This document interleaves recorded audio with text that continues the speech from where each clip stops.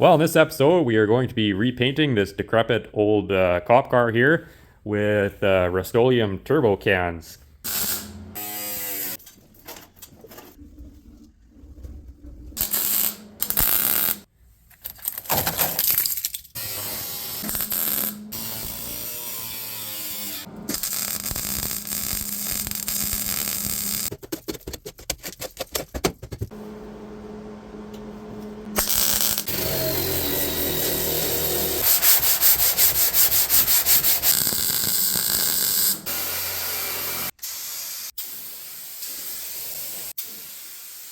Normally, I would say painting your car with rattle cans, is not going to be an improvement, but in this case, I really don't think that we can make this car look any worse than it already does. Of course, before we get into that, we have to do a bunch of budget rust repair. This thing is rotten, rotten right to the core. So we got our work cut out for us there. I'm not sure how much of that we're going to be fixing, but this is kind of a Grand Theft Auto paint spray kind of situation here, so we just gotta make this thing look better.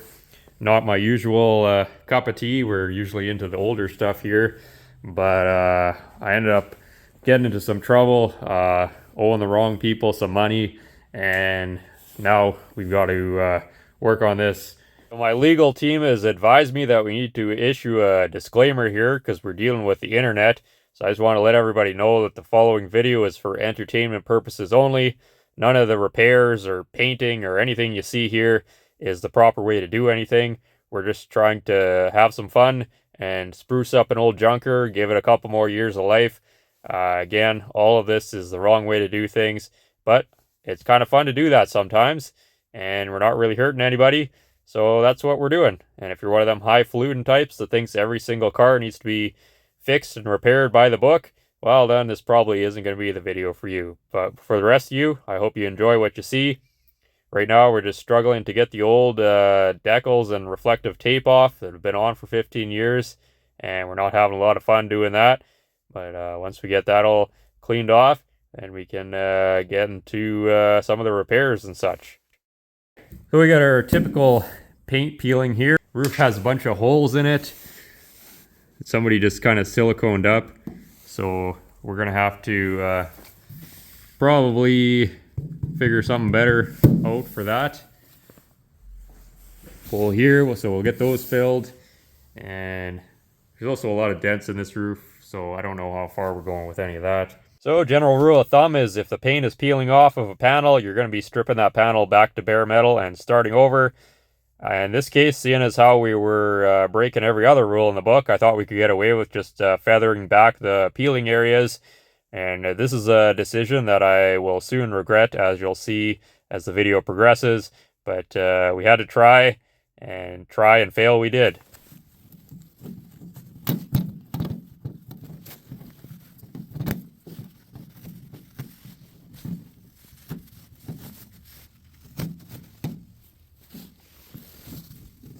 Well, this is the first and hopefully last time on this channel where we're actually working on a vehicle where we have to disconnect the battery before we do any welding on it so we don't cook the computer.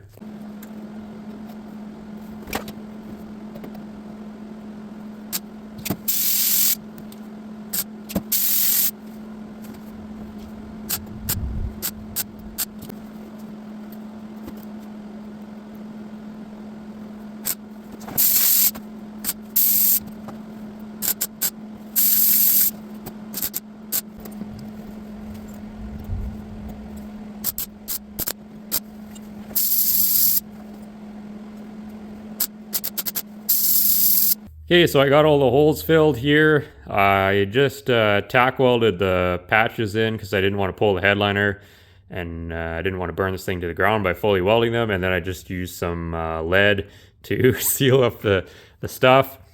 So that'll give future autobody archaeologists something to puzzle over. And the next step here is, I don't know if it shows up on camera, but there's a lot of dents in this roof. And we're not going to fix all of them because it's ex-cop car with a ton of miles on it, so it doesn't need to be perfect. We'll see what we can do though.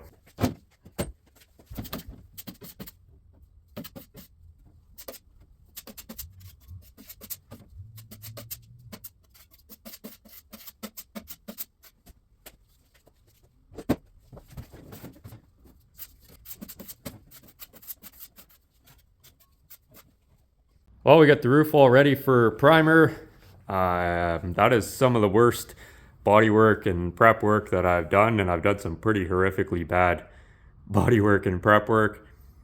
But the goal here was just get rid of the holes in the roof and make the really sharp dents slightly less sharp. So I think if we achieve that, other than that, I mean, it's going to be what it's going to be. We're painting a worthless car in our garage, our dirty garage, with rattle cans. So, I mean, how good does it actually need to be?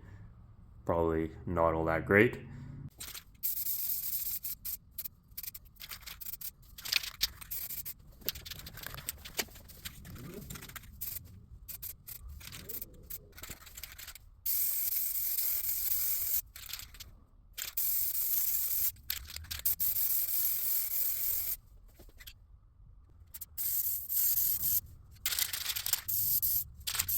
So the problem here is that the paint on the roof was already compromised. We were trying to work on top of that, and the more we tried feathering that old paint back, the areas that were peeling, the more problem areas that we opened up, and then we go to prime it, and because those areas were compromised, the lacquer primer was reacting with them. And again, you shouldn't be using lacquer primer to begin with, in my opinion. I mean, you know, people still do, but there's better things to use these days, and it really doesn't jive too well with modern paint systems. But you know, we were already doing everything wrong to begin with, so whatever. But at the end of the day, we finally just had to bite the bullet and strip everything down, which is what we should have done to begin with. Well, in the words of the late great Buddy Holly, I fought the law, and the law won. In this case, the law is your top surface is only going to be as good as your foundation. If your foundation is garbage, it doesn't matter whether you're using the most expensive and best product in the world, or in our case, we're using the cheapest garbage. Everything you put on top of that is going to be garbage. So worst part is it literally only took us half an hour to strip this whole roof down to bare metal, and it would have been even faster if we hadn't already done bodywork and junk on top of it. But just the way it goes. Now I get to redo all the body work, and we're going to re-prime it and then finally paint it, hopefully.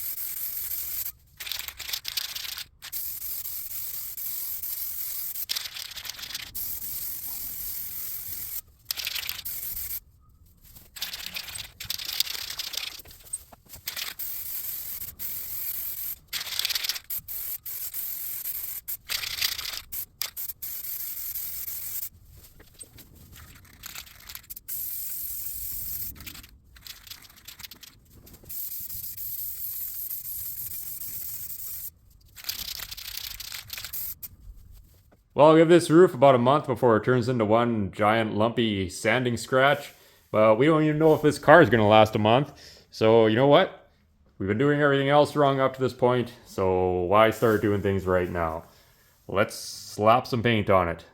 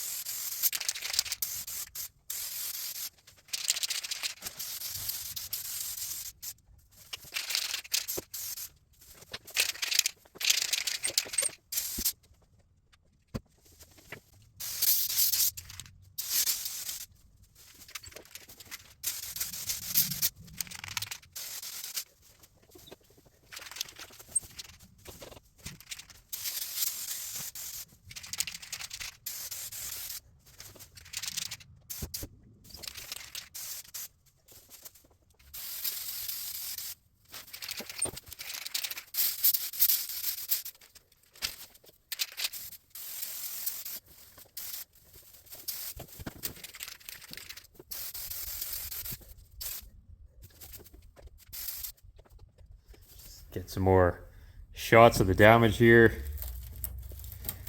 Yep. It's rough.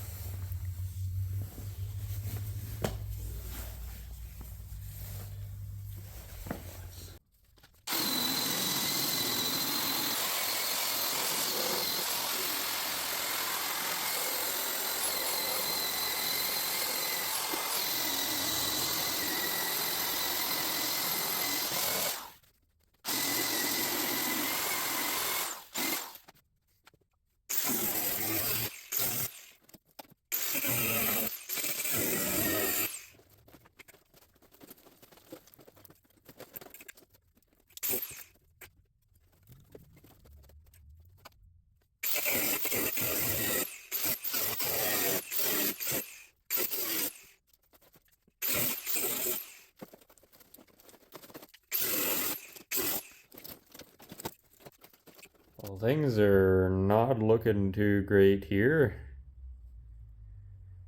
We're gonna have to do a little fabrication.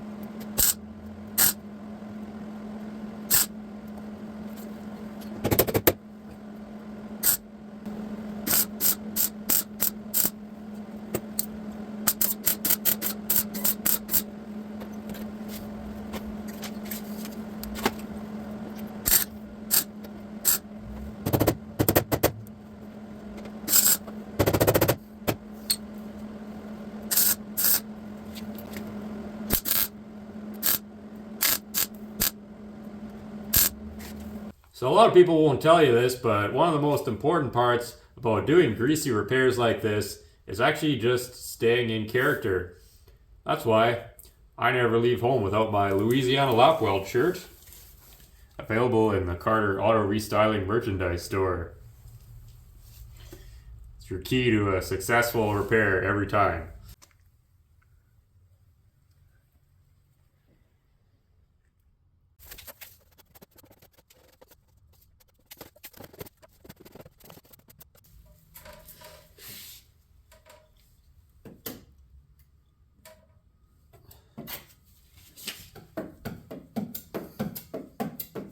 Call this the praying mantis technique. Allows me to apply twice as much product twice as efficiently. Highly recommend.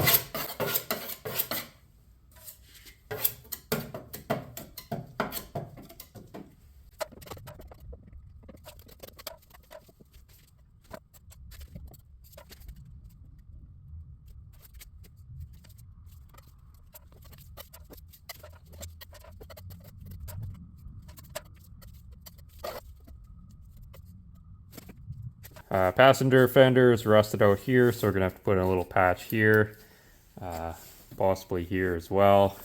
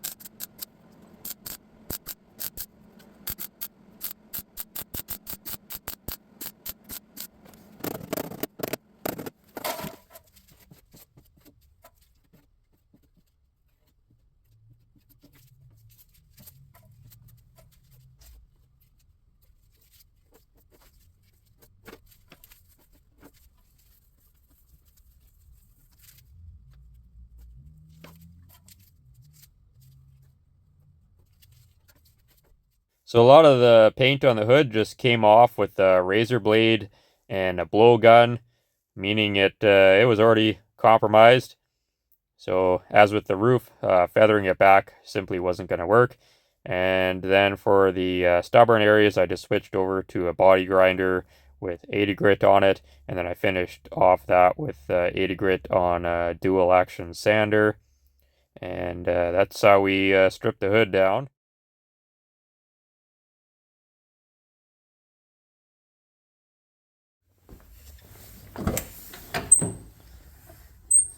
A rotten dog leg here and this. So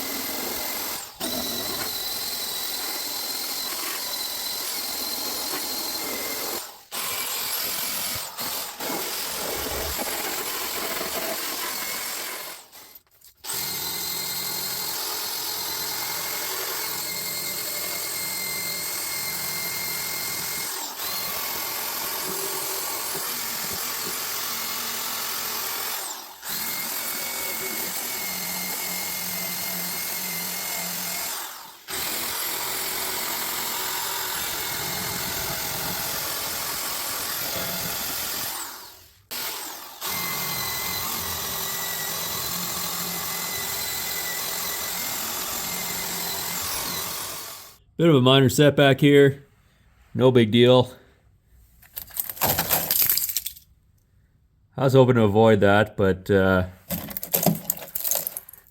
I don't think we're going to be able to ignore these rocker panels or lack of rocker panel. So add that to the list. Perfect.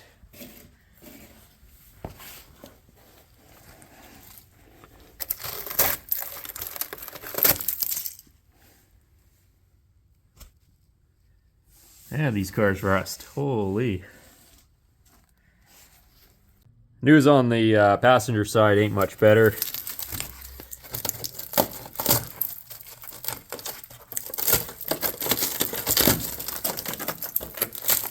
Oh, I would say it's almost a little bit worse. I might say that. I mean, we saw this before, but that's not good.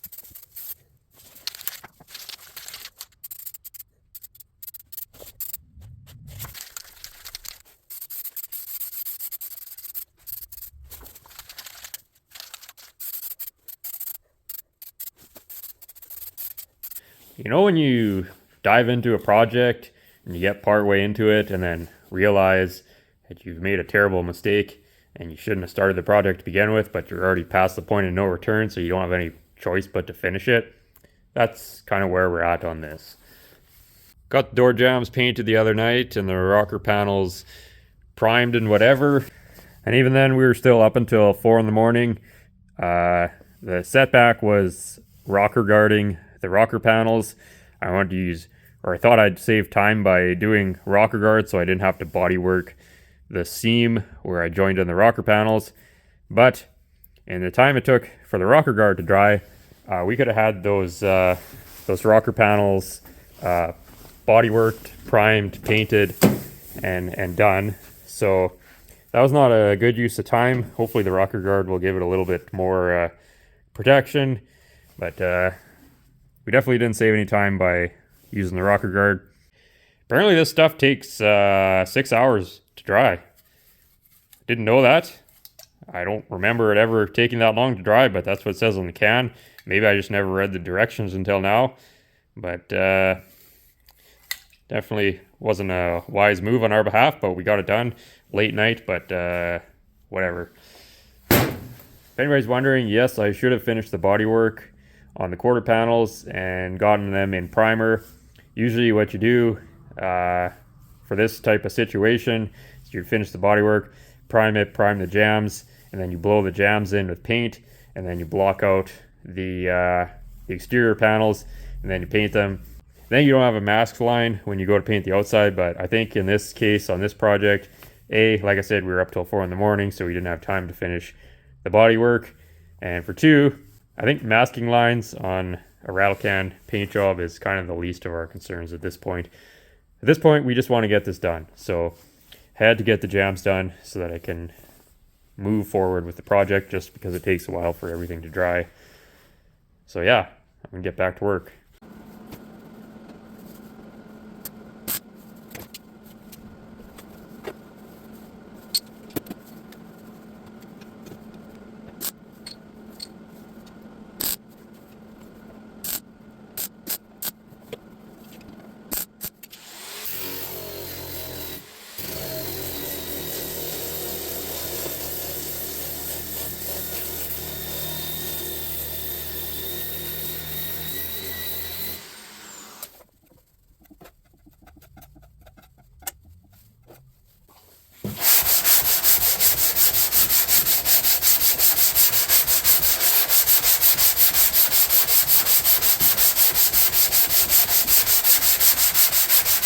As we say in the biz, spare the product, spoil the job.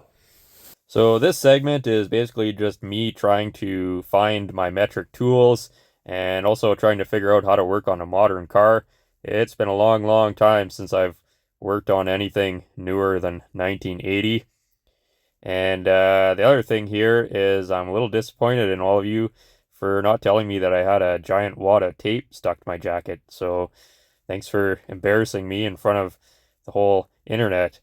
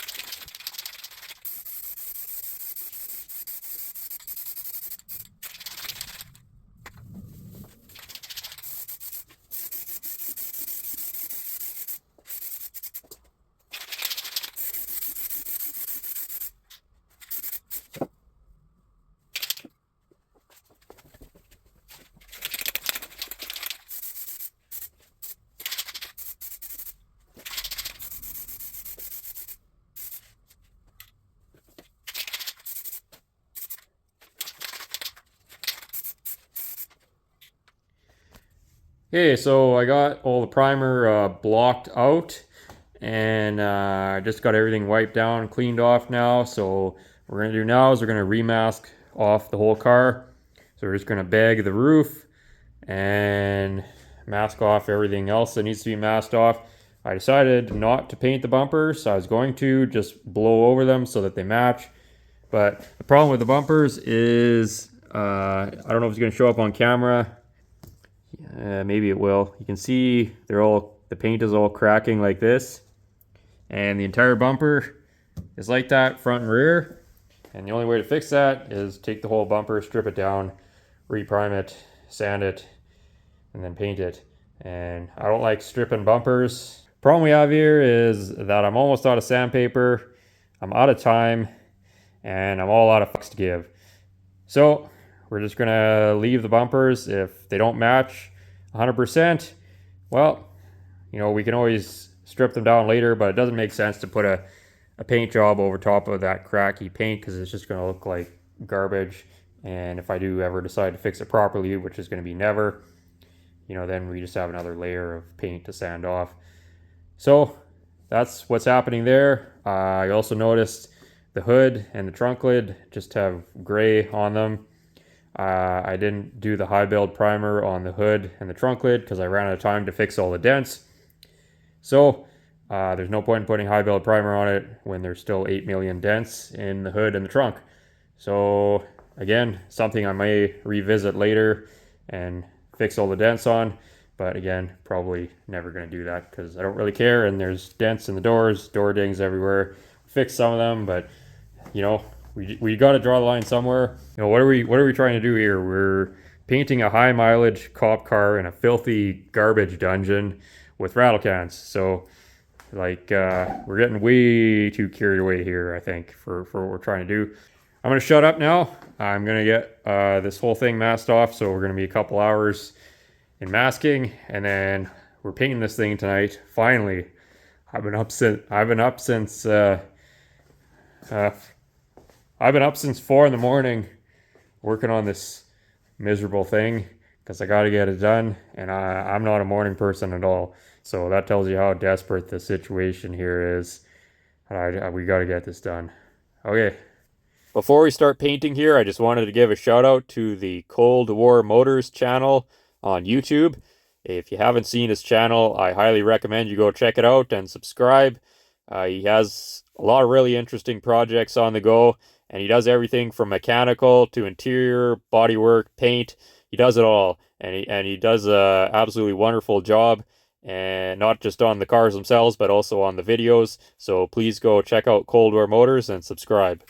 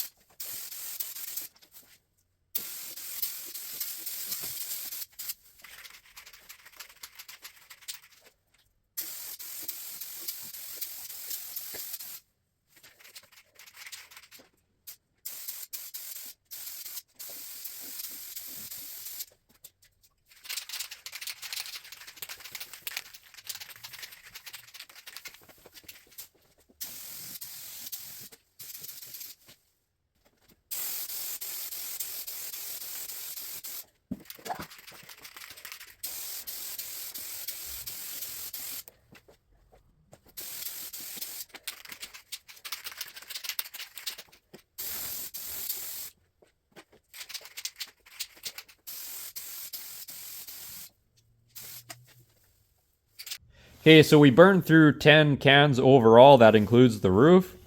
And the biggest issue is that 3 of the cans, they just randomly kind of did this and started exploding and shooting out without warning. I did test every can before I started spraying, and yet you'd still be going along totally fine, and then all of a sudden it would, you know, randomly sneeze all over, make a mess of things. So, you know, I like that they're trying to do something different here with these turbo cans, and, you know, they're innovating and whatever, but I mean, 3 cans out of 10, that's a pretty high failure rate. And mistakes were made on my behalf as well.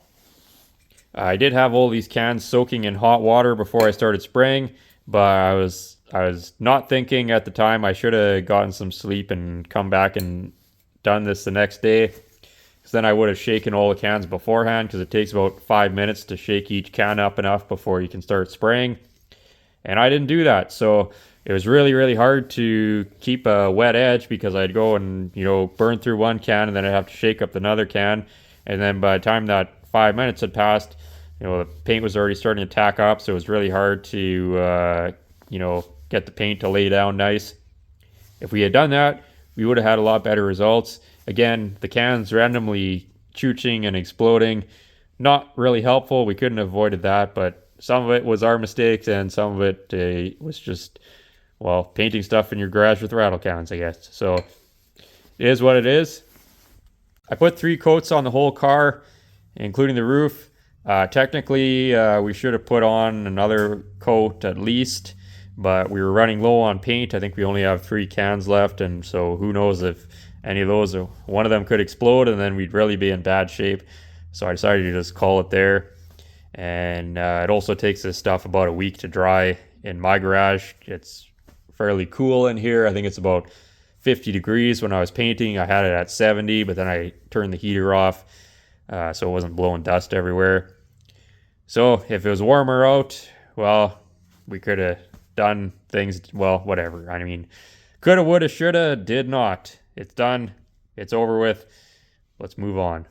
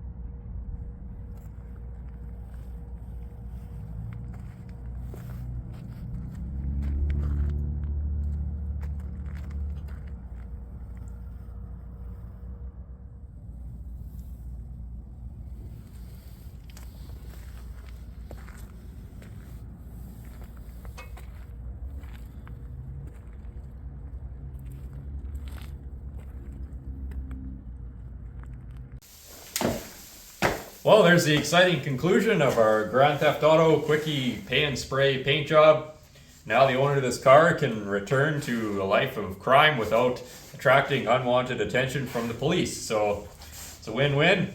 Now on camera, this looks like a bad paint job, but in person, it looks like refried arsehole, which for those of you outside the continent, that's worse than a bad paint job. But again, I think we accomplished what we set out to do, which is waste a lot of time, have some fun, and make this thing into a 50-footer. I do not recommend painting your car in your garage with rattle cans. It's a bad idea. I mean, we knew that going in, but in some sick, deranged, twisted, demented way, I actually find this to be quite fun. It's fun to do the old used car lot tarred up or whatever. Again, we're just trying to make this car last another year or two. We're not, trying to do anything other than that. Again, I don't recommend you do this unless you're really desperate or in a bad situation. I do still have to do a little bit of polishing on it just to take out like the really obnoxious stuff. We're not going to try to make it, look great. Just the really, really bad stuff has to get, touched up a little bit. And we're just out of time this week for that.